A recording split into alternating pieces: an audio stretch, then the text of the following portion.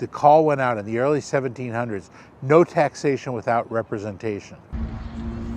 No taxation without representation, and no tea without cupcakes. Now this is the Old North Church.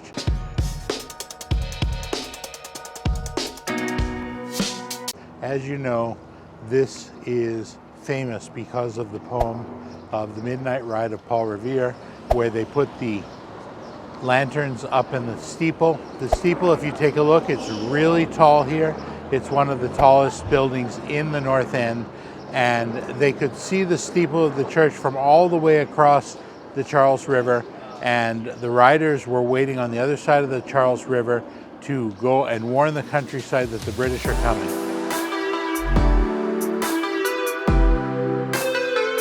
They were going to put one lantern in there if they were coming by land, 2 lanterns in there if they were coming by sea. And so they went and they put the light in the steeple, and the riders went off towards Lexington and Concord to warn them, the British are coming, the British are coming. Well, this is the Old North Church. This church was built in 1723. That's 500 years ago. I'm standing in front of a 500-year-old building. There aren't a lot of places in the United States that are that old, that are part of Western culture. So it's kind of impressive to be standing here. I like doing this, and it's a great stop on the Freedom Trail. We're in the Copp's Hill Burying Ground. Now this is in the North End, and back in the 1700s, the early 1700s, a lot of the artisans and craftsmen of the North End were buried here. This was transformed into a national park in around the early 1900s. And at that point, a lot of the bodies that were buried here were removed to a cemetery, and the gravestones were left so that you can see the historic nature of this place. Generally, it's now a national park. And another reason this place is historic is if you know about the Battle of Bunker Hill. The Battle of Bunker Hill was the first major colonial offensive of the American Revolutionary War. And the way that the war went is the people who eventually became the United States, they signed the Declaration of Independence. You're aware of the Declaration.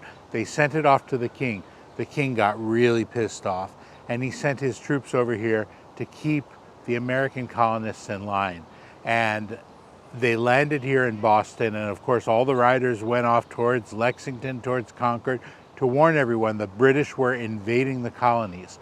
And what wound up happening was the British came, and they eventually made it out to Lexington and Concord, and the shot heard round the world was fired there at Lexington and Concord, and it was considered the original first shot of the Civil War. Now here at Bunker Hill was the first battle that the American colonialists decided we are going to launch an offensive against the British, and Bunker Hill was the first one. Well, here at Copp's Hill, the British had their staging area for the Battle of Bunker Hill. And for that reason, this area is very historic, it's very important, and it is now a national historic area.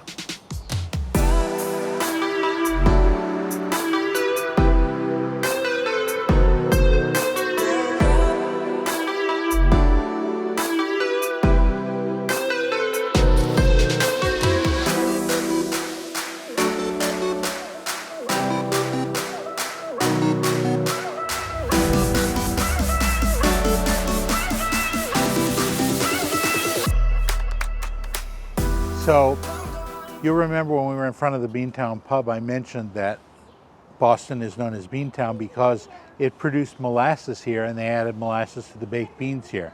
Well, there was a molasses factory here at one point, and many years ago, it broke, it flooded. There was the great molasses flood that everybody talks about, and the streets were covered with molasses. There was a lot of damage done. Basically, what was said is that even to this day, on the hottest days of the year, standing on this hill, you can smell molasses in the air. Respect. Get a mat? I'm sorry, I'll take it home. Okay. What you doing? I'll take it home. We don't do that anymore. Put it back.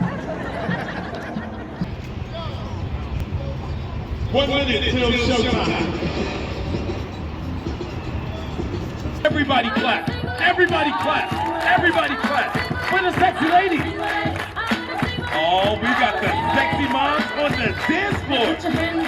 Go moms! Go! Look at these moms! These moms are still working it. Dads, watch out! You the Beyonce! You the Beyonce! Look at these moms! Look at mom over here. She's about to twerk it. Go ahead, mom! All the way around. All the way around. Go moms! Go moms! Run it up, ladies. Show your ring. Bling bling. Yeah, I'm married to him. Put a ring on it. Put a ring on it. This is it, moms. Do it for your country. Yeah! Oh my God. Oh my God. We're standing in front of Faneuil Hall, another stop on the Freedom Trail. Now, Faneuil Hall is nicknamed the Cradle of Liberty. Why? Well, because back here in the pre-Revolutionary War days, there used to be a whole bunch of protests in and around this hall. And a lot of people got arrested by the British because they were protesting British rule, they were protesting British taxes, they were protesting the way the British government ran the country, as well as other things too. There were people printing stuff up everywhere, and there was a lot of protest. That's what started the Revolutionary War. Ultimately, Faneuil Hall, it's a key area in American liberty, and it is nicknamed the Cradle of Liberty, and it's certainly something to come see, and it's an important stop on the Freedom Trail. Now, virtually every day in front of Faneuil Hall, there are street performers doing all kinds of fun stuff, and they're usually pretty good. They stand there and they make thousands of dollars a day just entertaining tourists and begging for money, but they really give back a lot based on what they're asking for. So if you want to do something kind of fun, stop, come by Faneuil Hall, take a look at the tourists and the performers, and just enjoy yourself.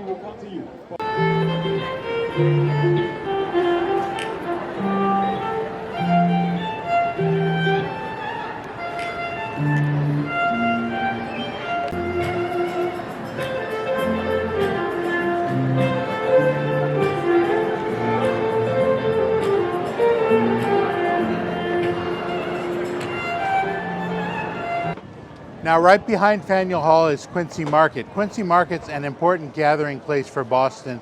It's been around for about 500-600 years, and people have come here all the time. And some of the first street markets moved indoors right around Faneuil Hall, right in the 1700s. So it's definitely worth visiting. Inside Quincy Market now, they have a whole bunch of food stalls.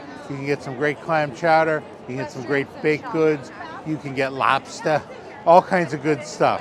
And so definitely check out Quincy Market. If you're munchy and you don't want to have a really big meal, you can go to the food stalls and get something to eat. And otherwise, just enjoy the whole atmosphere. Look at all these people around. Is this a fun thing? This is a fun thing. Do it.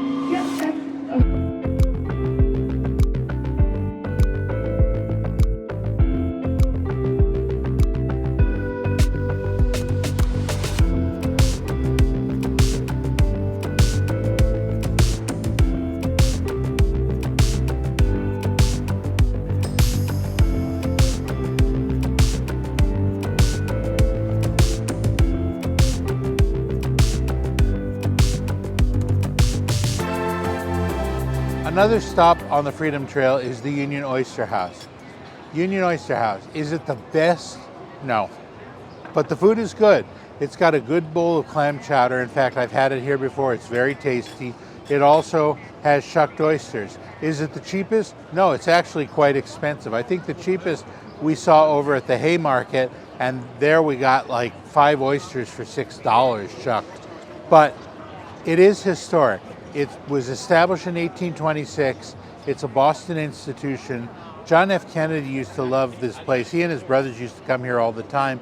And after he got married, he and his wife Jackie used to come here. They had their own booth. Every Sunday they'd come and they'd have dinner at the Union Oyster House. It was established in 1826. It's historic. Come take a look around. You'll appreciate the history of the place, even if you don't get yourself a bowl of clam chowder.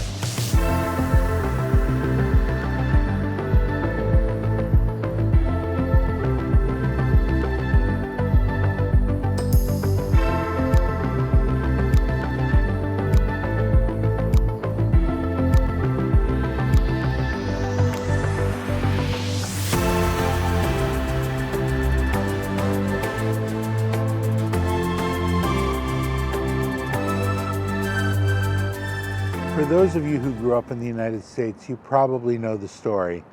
But for those of you who forgot it, or those of you who didn't grow up in the United States, we're standing across from the Boston Tea Party ship. Now, at some point in the early 1700s, the king and the British government got sick and tired of paying the upkeep of the American colonies. And they said, you know what? The colonists should be paying for their own upkeep. They should be paying for their own expenses. They should be paying for their own defense. And so they started taxing everything. They put taxes on all kinds of stuff, on paper, on printing, on stamps. And eventually they put a tax on tea. And the Americans drank a lot of tea, and they liked their tea. And they didn't want to pay a tax on tea, and a tax on stamps, and a tax on paper, and a tax on everything. And they said, why should we have to pay for our own upkeep? We're not the government. The British government is the government, and we refuse to be taxed without being represented in Congress or in Parliament at the time. And so the call went out in the early 1700s, no taxation without representation. No taxation without representation, and no tea without cupcakes. And at one point, a bunch of colonists got together at the Old South Meeting House. They held a meeting and they decided, we are going to have a real protest against the tax on tea. And so they dressed up as American Indians and they came out to Boston Harbor, where there was a ship docked that had all kinds of tea on for delivery to the colonies, and that was going to be taxed. And they climbed onto the ship and they threw all the tea into the harbor, and that was considered an early protest of the colonists that eventually led to the Revolutionary War. Now, this is not the real Tea Party ship. It's a replica. And this is actually quite a tourist trap. It's a bunch of people that they can go on there, and they let you throw tea into the harbor so that you can commemorate the Boston Tea Party. So you don't really need to go and pay your admission to the Boston Tea Party ship as long as you know the story. If that were the real ship, I'd say, yeah, go on it and feel the history. But you don't. It's a replica. Don't bother. But you know what? It's still a fun thing to do when you come here and you look at it and you say, there's the Boston Tea Party ship. But they charge you like $25 to go on there and throw a bale of tea into the harbor.